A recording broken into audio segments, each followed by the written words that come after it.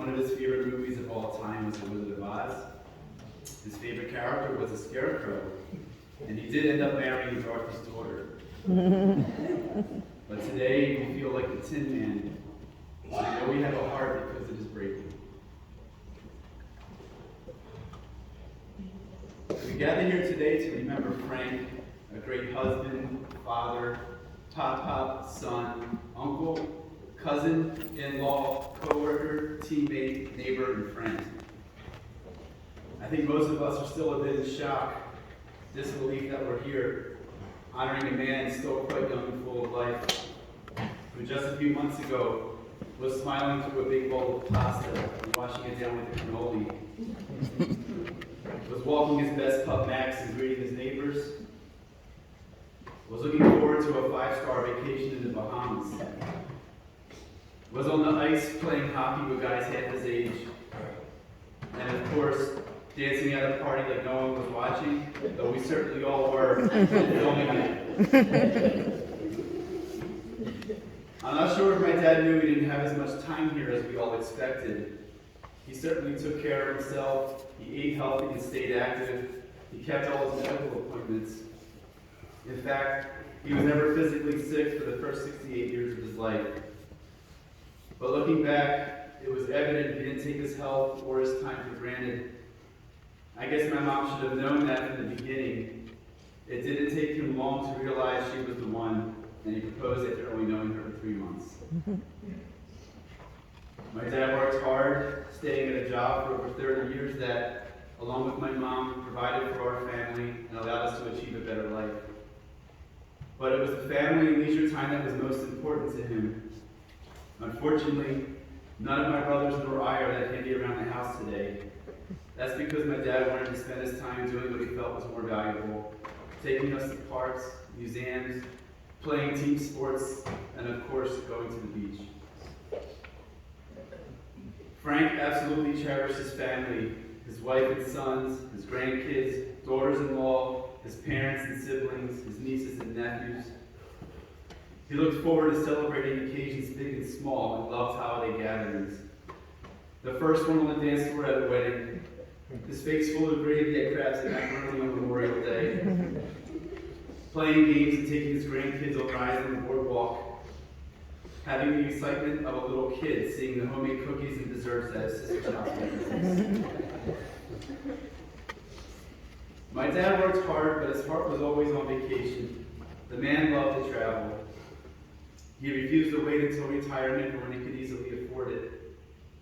He would be back only a day or two from vacation. You would get a call on his work break, telling you about reservations he was looking into for his next trip. Disney, cruises, Hawaii, Alaska, Disney, Key West, Aruba, Italy, Wildwood, Disney, and the frequent random glorious beach days. Lots of memories, lots of photos, lots of VHS recordings. Frank just wanted to be happy.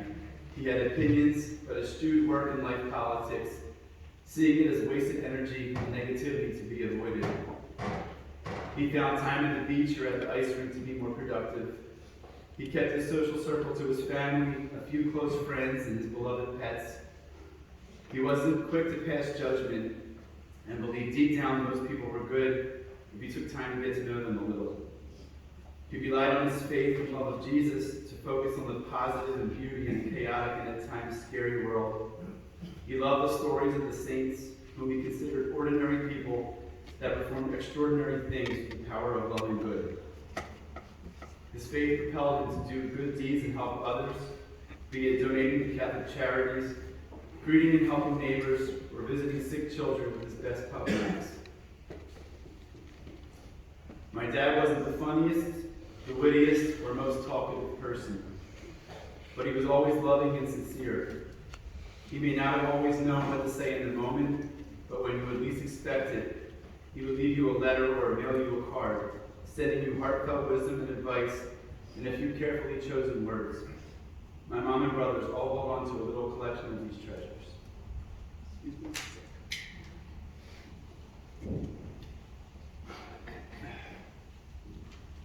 I can't imagine how my dad felt the moment he realized something was wrong leading up to his diagnosis, and him realizing his life would never be the same. As many of you know, I've worked around cancer my entire career. When I visited him in the ER, the only words of comfort I could give him was to focus on the beauty of the struggle. While my dad suffered greatly over the last 6 months, I hope he and we hold on to the beauty we otherwise wouldn't have experienced. The open and honest conversations, the embraces among many tears, the comfort of touch to distract from inescapable physical and emotional pain. Friends and family telling me what we mean to them, the genuine care, concern, and heartfelt greetings we all receive from a stranger or hospital staffer. We again were reminded of the power of this amazing family. In this family, you are never alone. We will stand with you. Show up day in and day out to fight and advocate for you. We'll motivate and energize you. We'll pray with you, and we'll celebrate your wins, big and small, even if it's a losing season. And when you tell us there's nothing left to fight, we'll stay by your side. We'll comfort you. We'll continue to pray with you.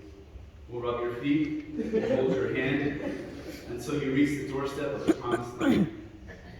Then we'll mourn, regroup, support each other, carry on and pray, continue to be good to each other, celebrate life together and never take it for granted, and never forget the wonderful memories and impact Frank had on all of us.